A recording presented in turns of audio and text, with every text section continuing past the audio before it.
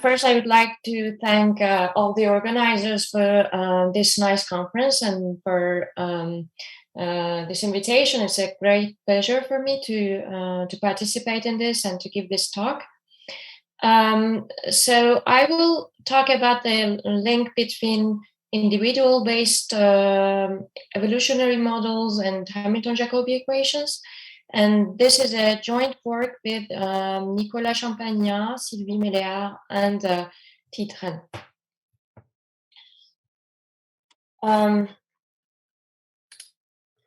Okay, so as many people in this conference, I'm interested in the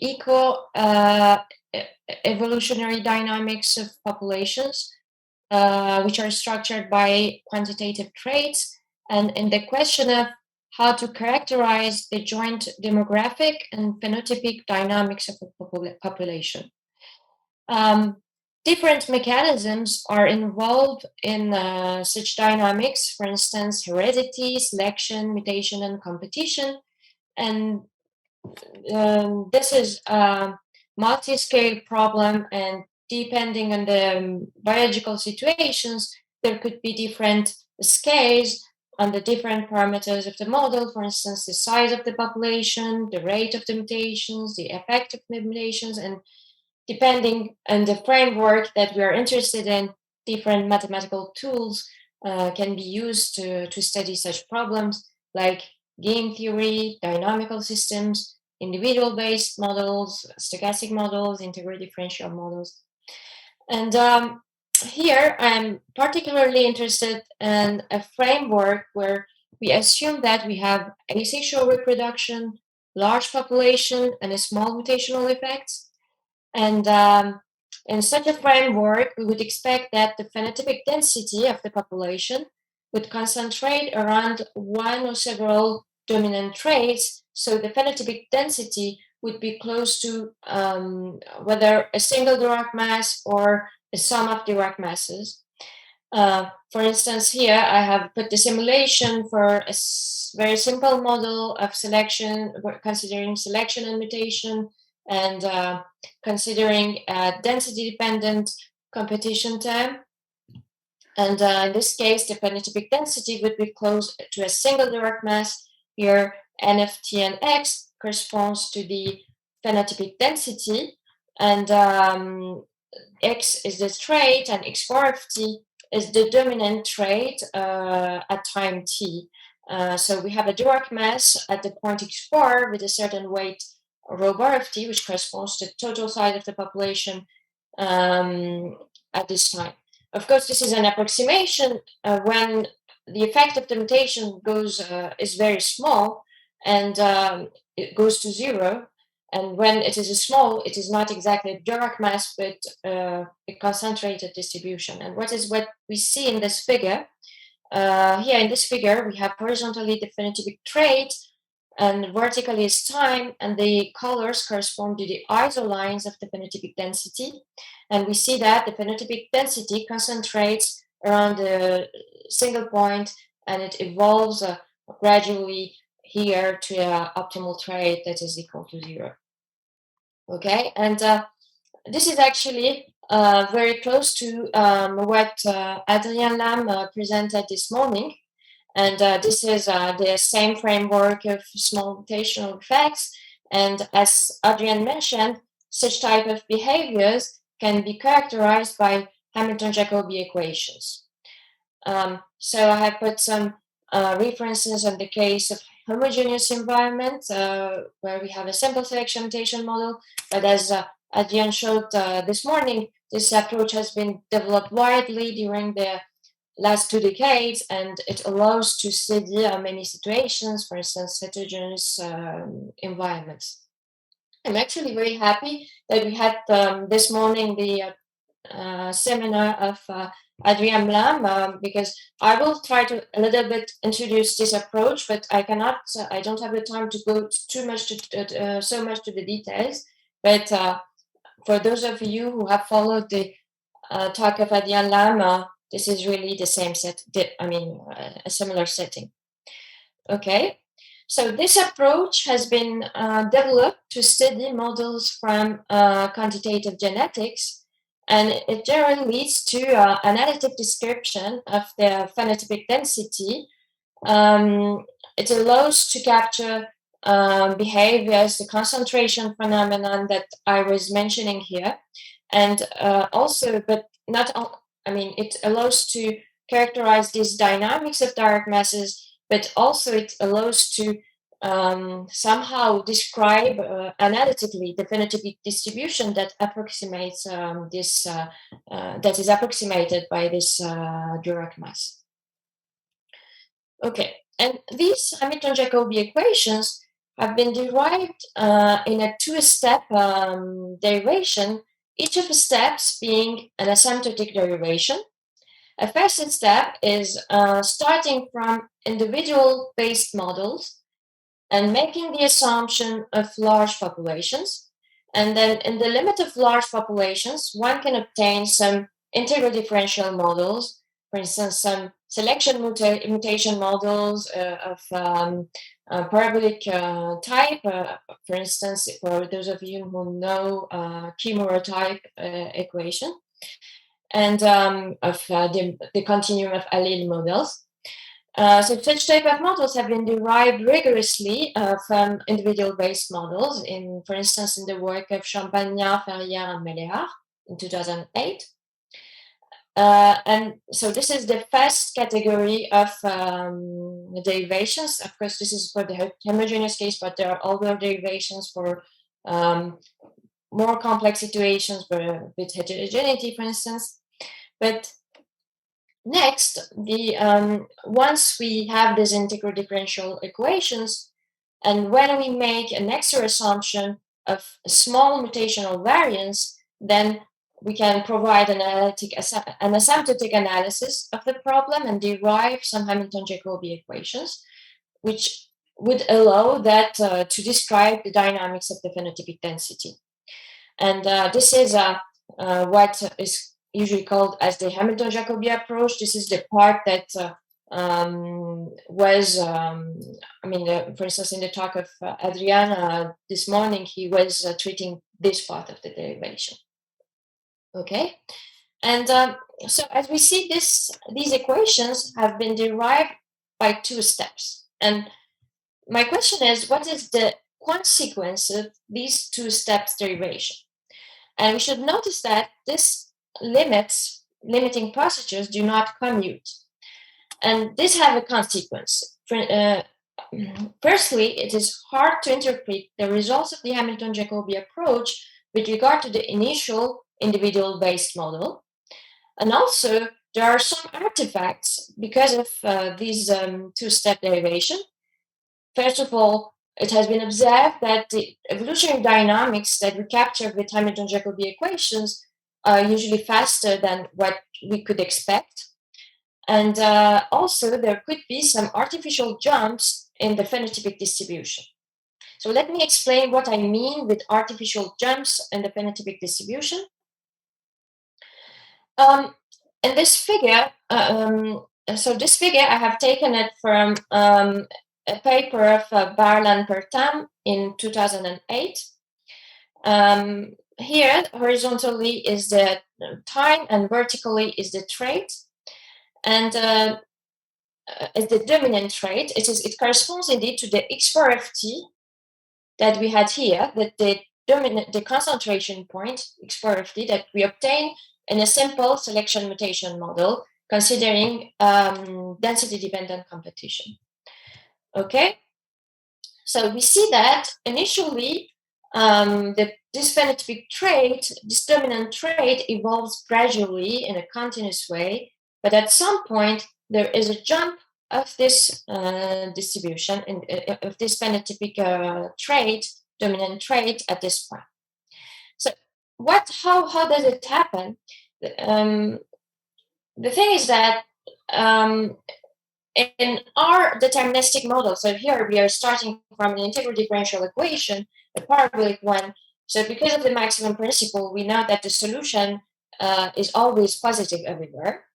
And so we don't have a zero density in such models, and but we could have very small values of the density that sometimes corresponds to zero individuals. Okay, so it means that the population is too small that in real there is no individual there, but in the deterministic model, initially there could be because of this the fact that we have this deterministic model, we could have very small population, and if the growth rate is positive and interesting and strong at this point, this very small population, which was initially artificial because it doesn't really exist, could grow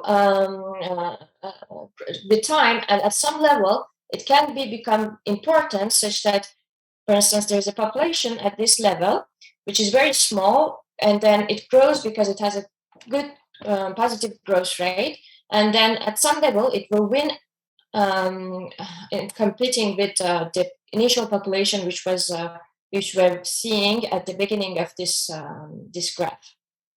And then we will have this jump of the phenotypic density, which is artificial because for real, this population shouldn't exist because we are having a population from very small population that wasn't supposed to exist. Okay, so this is a well-known artifact of this problem, and but I should mention that these type of discontinuities, for sure, they arise sometimes artificially, and they're not supposed to exist, but sometimes they're supposed to exist, and they can be biological.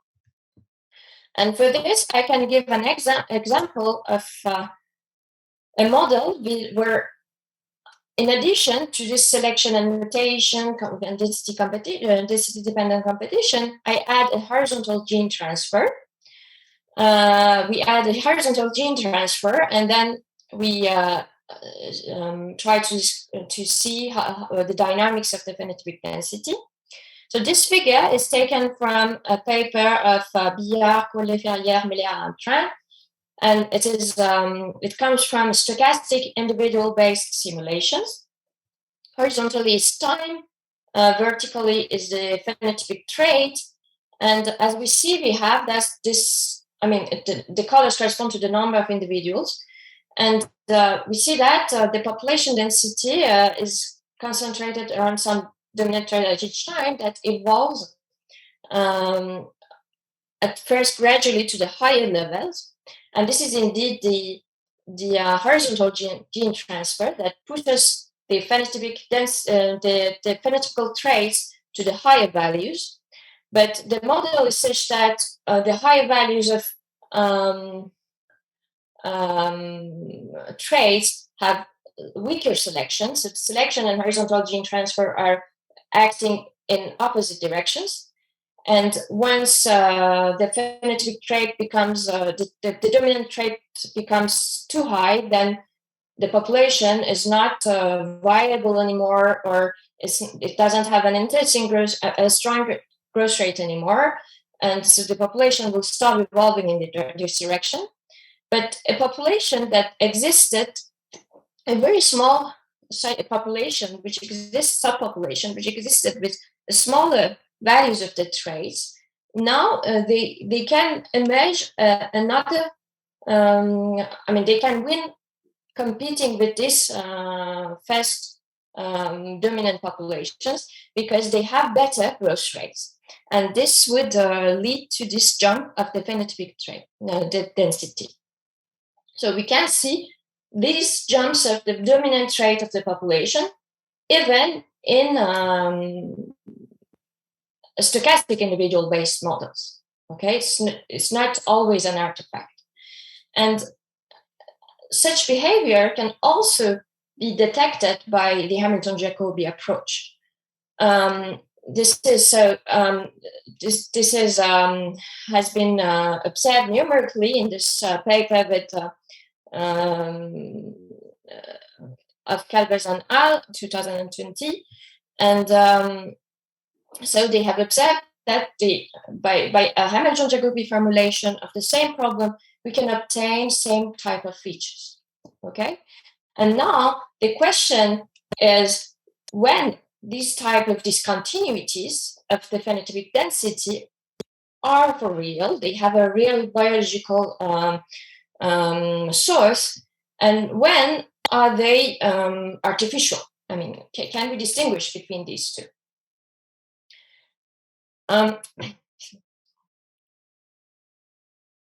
So now I have gathered some motivating questions that have motivated our work. The first question is it possible to derive these Hamilton-Jacobi equations directly from an individual-based model instead of obtaining them by a two-step procedure?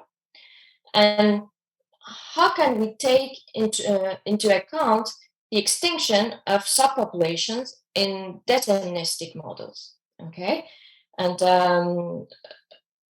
should we modify these Hamilton-Jacobi equations in a way such that we can take into account this extinction of subpopulations, and also how to distinguish between artifacts and real jumps of the phenotypic distribution? Okay, so these are the motivating questions that we had in mind before starting this work, and what I present here would answer positively to the first question, considering a toy model, a simple model. But in this simple model, we have done everything to avoid any extinction of subpopulations. So we have chosen a framework where such extinction of subpopulation wouldn't occur. So we don't have this difficulty, and we just concentrate on the derivation of a Hamilton-Jacobi equation from individual-based models. Okay, but our perspective is to extend this result to more general situations where we can also include the extinction of subpopulations, and then to be able to answer to the second and the third questions that I have written here. Okay. So now I will try to introduce very briefly the Hamilton-Jacobi approach, and then I will show you how to derive these equations from an individual-based model.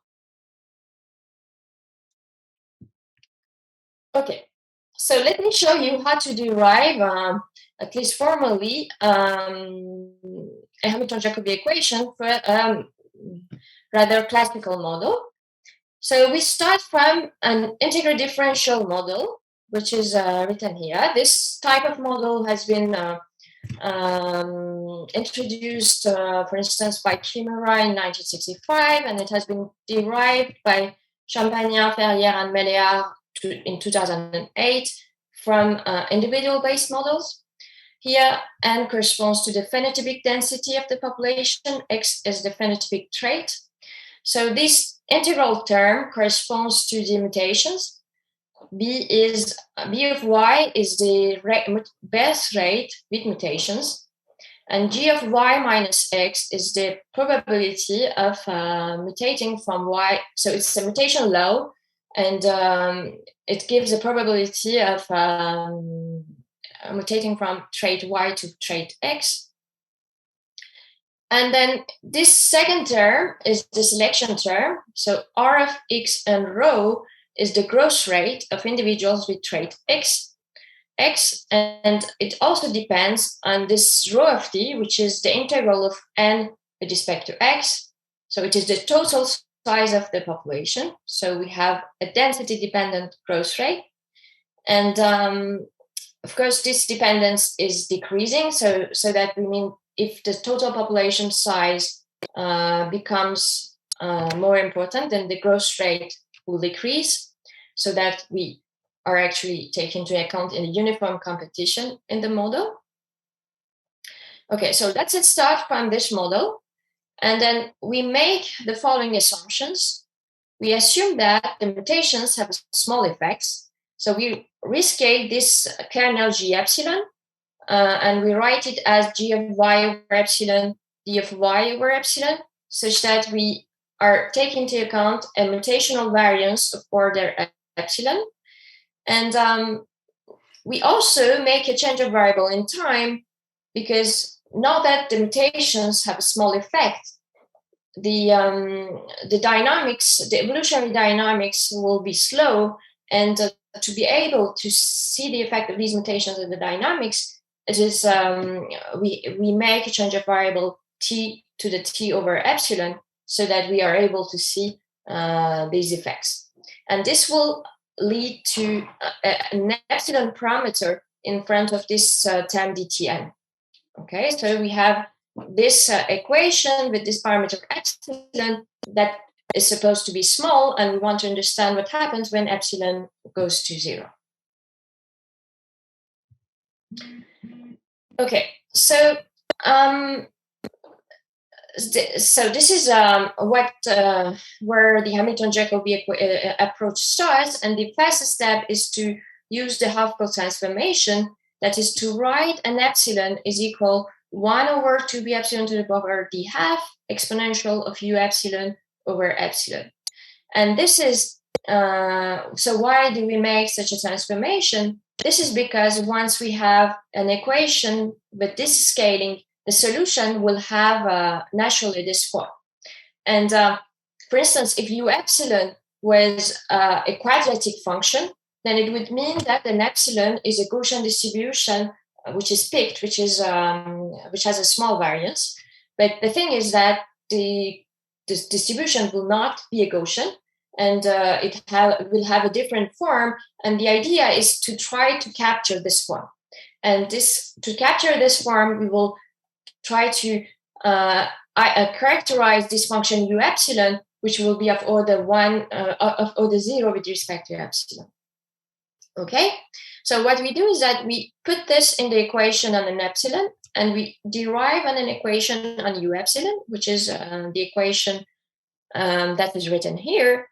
And then we can pass to this to the limit in this equation, and we would obtain this Hamilton-Jacobi equation, which is written here, dtu equal to b of x integral of exponential gradient of u times h, g of h, dh, plus r of x and rho.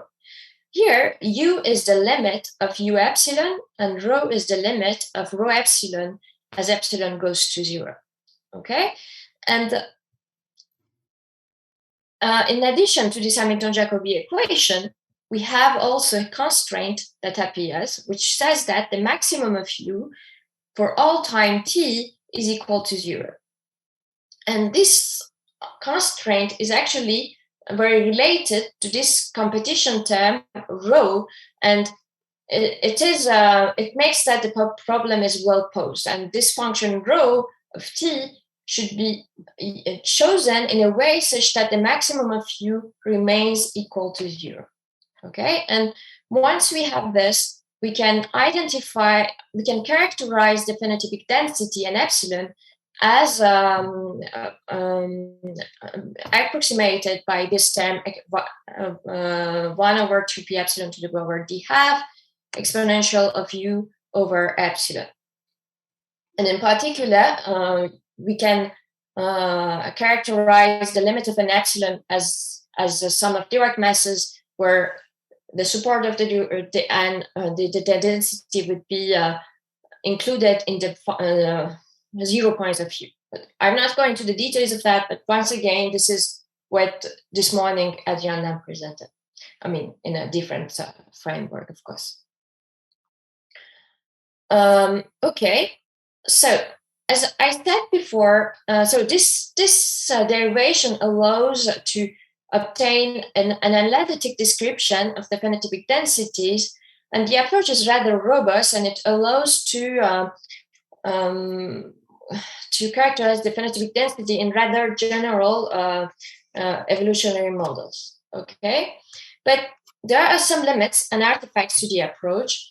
As I said before, the dynamics are rather faster than what, I mean, at least in some situations, they seem to be faster than what we expect them to be. And there might be some artificial jumps of the phenotypic distribution. because of this two-step limiting procedure. And in the previous years, there have been several attempts to avoid these artifacts, but these attempts were consisting in adding an artificial deterministic mortality term for small subpopulations. So a mortality term rate that acts only on subpopulations which are small, which have a small density. Okay, so there have been different types of mortality term that have been suggested, once in the paper with Bertin and Gauduchon, 2010, where they introduced a model, and then the model, we studied this model in 2012 asymptotically in the regime of small mutational variance with Guibard, Benoit Bertin, and Sakis Ioannidis. And then we obtained the Hamilton-Jacobi equation, a modified Hamilton-Jacobi equation where we had a pre-boundary problem with some particular boundary conditions. Okay, and there is also a second proposition given by Pierre-Emmanuel Jabin, who added a different mortality term to the model, and he studied asymptotic dynamics. So the question is, does one of these studies provide a good approximation of the phenotypic density and takes it into account in a good way, in a correct way, is the small subpopulation, the effect of small subpopulations, and such that they can be compared to stochastic individual-based models. Okay, but the thing is that these are derivations that start from a model that, a deterministic model that is somehow constructed artificially. They don't come from an individual-based model justification. Okay, so now I will show how to derive these Hamilton-Jacobi equations from an individual-based model. And for this, as I said, I will focus on a simple model. So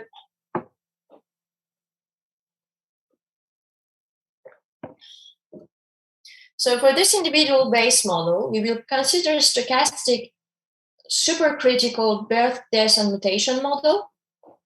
So we will make the assumption of a large population, and the model would be parameterized by a carrying capacity parameter k, with k going to infinity. And individuals are characterized by a quantitative trait x, which lives in a torus. So our torus will be the interval 0, 1 with periodic conditions. Okay. And so we will consider a discrete space of traits. So the trait space would be a discretization of the torus with size, with a step size delta k, such that 1 over delta k is an integer. And so our trait space would be the set of the discretization of the torus embedded with the torus distance, considering distance of x and y to be the minimum of the absolute value of x minus y and 1 minus absolute value of x minus y. This is just to consider that this is a periodic thing and we are living in a torus. Okay. So we consider this trait space on a circle, and then we will study a stochastic process Nik of t, where Nik corresponds to the number of individuals with trait I delta k. Okay, and how are the transitions between the different states? An individual with trait X will give birth to a new individual with the same trait at rate p of x. It will die at rate d of x, and it will give birth to a mutant individual with trait y at the rate which is given by this formula. And now I will explain to you what is this formula. So first of all, let me say, what is this x minus y bar? This is just some formula that allows to take into account that we are on a torus, such that z bar is given by z minus the integer value of z plus 1/2, and this is to so it takes the value z and it gives z bar, which takes its value between minus 1/2 and 1/2. So to consider that the mutations come from a distance minus 1/2 or to 1/2. And this G is the mutation kernel. So it could be, for instance, a Gaussian. And this mutation kernel has been rescaled such that we have an effective size of the mutations of order 1 over log k. So in this way, since k is a large constant, in this way we're assuming that we have a small mutational effects. And this function p of x corresponds to the total mutation rate from a trait x as k goes to infinity. So it means that if we add all these terms, if we do a summation over all y living in the torus, then and let k go to infinity, this quantity will converge to p of x. Okay, so it's the total mutation rate from a certain trait for as k goes to infinity.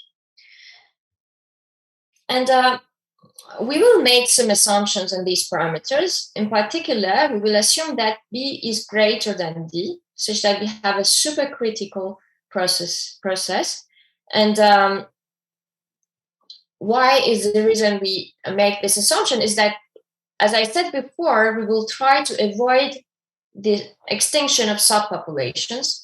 So here we are assuming that the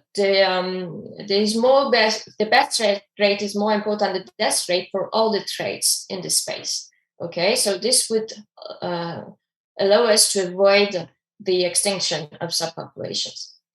And for the mutation kernel, we assume that it is a continuous function. It has finite exponential moments, and it has its integral equal to 1. And on the initial condition, we assume that there exists some constant a1 such that nik of 0 is greater than k to the power a1.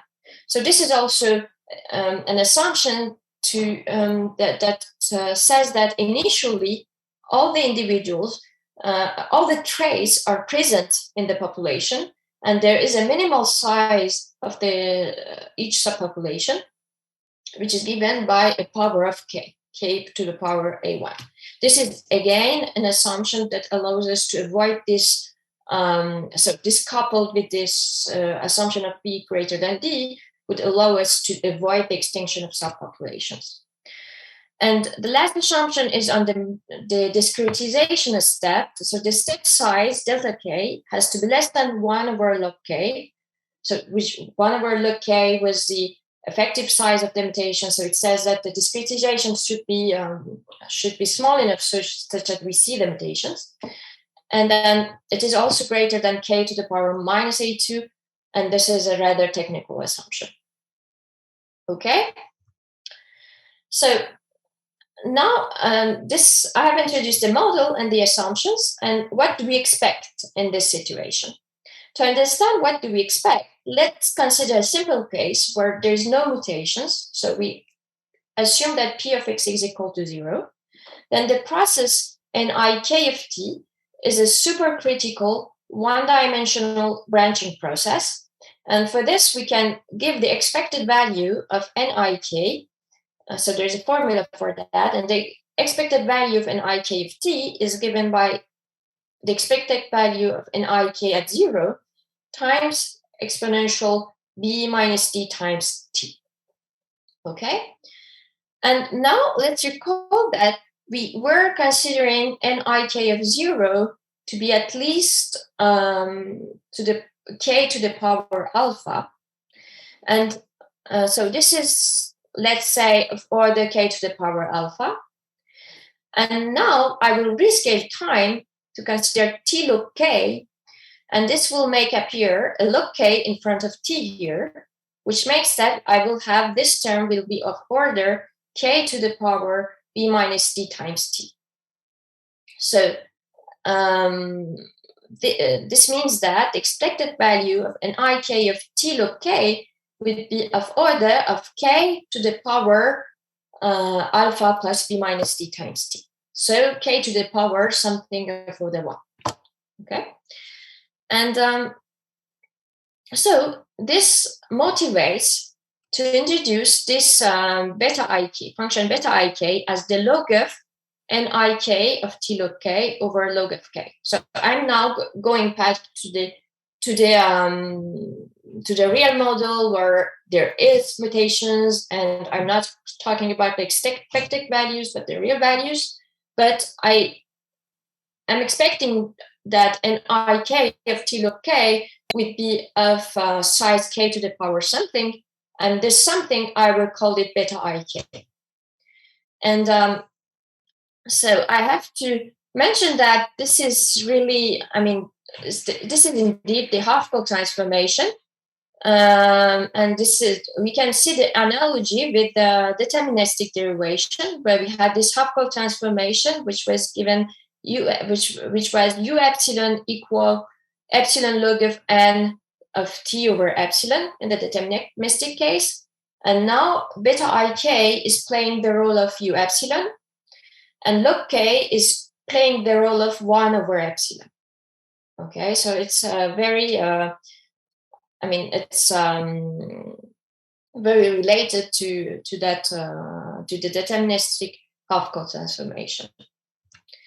So let me give you a summary of the scalings that we have. So we're supposing that we have a large population with a parameter k that goes to infinity.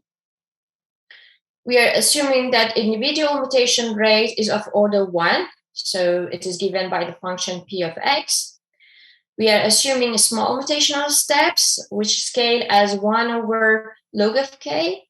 And we are considering a long time scale of order t log k. And we are assuming that the discretization step is less than 1 over log k and greater than k minus a2. And once we make these scaling assumptions, then we expect that an ik would be of order k to the power beta ik. Okay, and now beta ik are discrete numbers. If we can approximate them by a continuous function, and this continuous function is the object that will converge to Hamilton-Jacobi, the solution of Hamilton-Jacobi equation. So what we will obtain as the solution of the Hamilton-Jacobi equation would be the power that we will have for k to the power something. Okay, so it's so the size of the population would be k to the power of the solution of the Hamilton-Jacobi equation. And this is so to do that, we first introduce a function of a continuous variable starting from these discrete functions. So to do that, we make an interpolation of beta ik, and we define beta tilde tk of x for x between I delta k and I plus 1 delta k, the interpolation between beta ik and beta I plus 1k. And these processes beta tilde k are time left limited and right continuous. And so in this set of cat-like functions with values in C of T and R, and endowed with this cohort topology. And so we make also an additional assumption that these beta tilde k would converge in probability for the topology of uniform convergence on C of T and R to a deterministic function. And also we make an extra technical assumption that Maurice says that beta ik initially is Lipschitz. Okay. And once we make these assumptions, then we can obtain our main results. That is, this stochastic processes that I introduced would converge in probability to the unique viscosity solution of this Hamilton-Jacobi equation that is written here, which is actually very close to the Hamilton-Jacobi equation that we saw at the beginning of my talk, but with the difference that there is no constraint in the limit problem. There we had a constraint max of u equal to 0. Here we don't have any constraint because we haven't taken into account any competition here. So we have a toy model, we have ignored the competition. If there's no competition, so there's no constraint. So this is why there is no constraint here, and there's no function rho. And also, we have the same type of Hamilton-Jacobi equations as in the deterministic case. As I said before, we would expect to have some modified Hamilton-Jacobi equations, but here again, because we have avoided the extinction of subpopulations, we have made some assumptions to avoid them. Then, so we obtain the exact Hamilton-Jacobi equations, and they are not modified. But we expect that if we consider more complex situations, then the Hamilton-Jacobi equation would be modified a little bit. So I don't know how much time I have. We have, it's let's say maybe a few minutes to a couple of minutes to conclude, so that we have time for questions. Okay, so maybe I'm not. I have 2 slides on the proof, but maybe I can skip them and just go to the perspectives to conclude. And we saw here that we could obtain Hamilton-Jacobi equation from individual base models in a toy model where we had periodic boundary conditions and a positive growth rate. So the perspectives would be to relax these periodic boundary conditions and to consider a changing size growth rate, and then to include a competition term. So these more general situations would lead to some modified Hamilton-Jacobi equations. So we would like to derive what would be what would be these Hamilton-Jacobi equations, and then to study the properties of these modified Hamilton-Jacobi equations to understand the dynamics of the population density. Okay, so I think I will stop here, and thank you for your attention.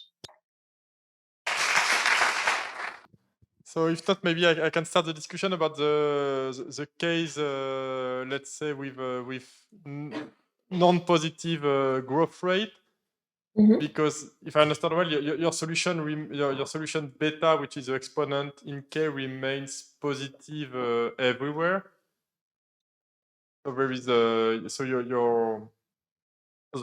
beta solution of your equation is always positive, right? Yeah, it's always positive. So it means that you are always you have, let's say, large population, maybe not of order k, but of order k to some power everywhere. So it seems to be a real challenge to go to some possibly negative beta at some point. Do you have some insight in? Okay, so the thing is that we won't have, in this case, we won't have the negative beta because it means that we have less than one individual. We have, K, so this is, K to the 0 is equal to 1. So this is, if there is some population, then you have one individual. And if there is then the negative size doesn't really mean anything. So the 0 here would be the cutoff, actually. This would be the threshold where below which the solution would not make sense. But I should mention that this is a little bit, in Hamilton-Jacobi equations, in the deterministic derivation, we had u, the maximum of u is equal to 1, is to 0, but this was because, some difference in the scalings, the 0 in the deterministic case corresponds somehow to 1 in this case that I'm showing here. Okay, so morally, if you add the competition, K, your beta, but the constraint would be maximum of beta is equal to 1, not equal to 0. Okay, and you will have the maximum of beta is equal to 1 would be your constraint that would appear in your Hamilton-Jacobi equation with constraint. So you would have values less than 1. But the thing is that, and you wouldn't have values with less than 0, but you would have some parts of the domain where there's no individual. So beta doesn't make sense there. So beta is not defined there. So actually, what we expect is that we would have something very close to what we had obtained in the work with Guibal, Benopertam, and Takis-Stylianidis, but this has to be verified, where we have a free boundary problem and the threshold for the Hamilton-Jacobi equation. Thank you very much. There is one question in the chat, so maybe from by Leah Popovic. So maybe you would like to ask the question by turn your microphone, or I can read it. Oh, you can read it, Vincent. Please, I think it's better if you. I was just wondering if there's the the approach, the equation that you get. Is there any way to link it to the equations that you would get for in large deviations theory, where you would essentially look at the process you have and assume that the mutations were very small and very fast, and then would look at what would be the sort of the jumps, the large deviation jumps? Yeah, this is actually, I mean, the derivation of the Hamilton-Jacobi equations can be derived using the large deviation theory. But this would be a more, I mean, in the part where you have already an integral differential model, but you interpret it stochastically, and you make this assumption of small mutations. So usually what I do, I'm not, I'm a PDE, so the method that I use usually is deterministic. So I use some deterministic tools to obtain PDE tools to obtain the limit of the Hamilton-Jacobi equation limit.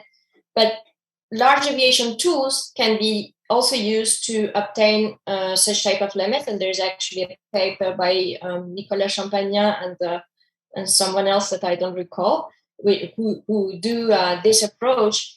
However, this is a little bit different from what I'm doing here, where I want to really start from the individual-based model.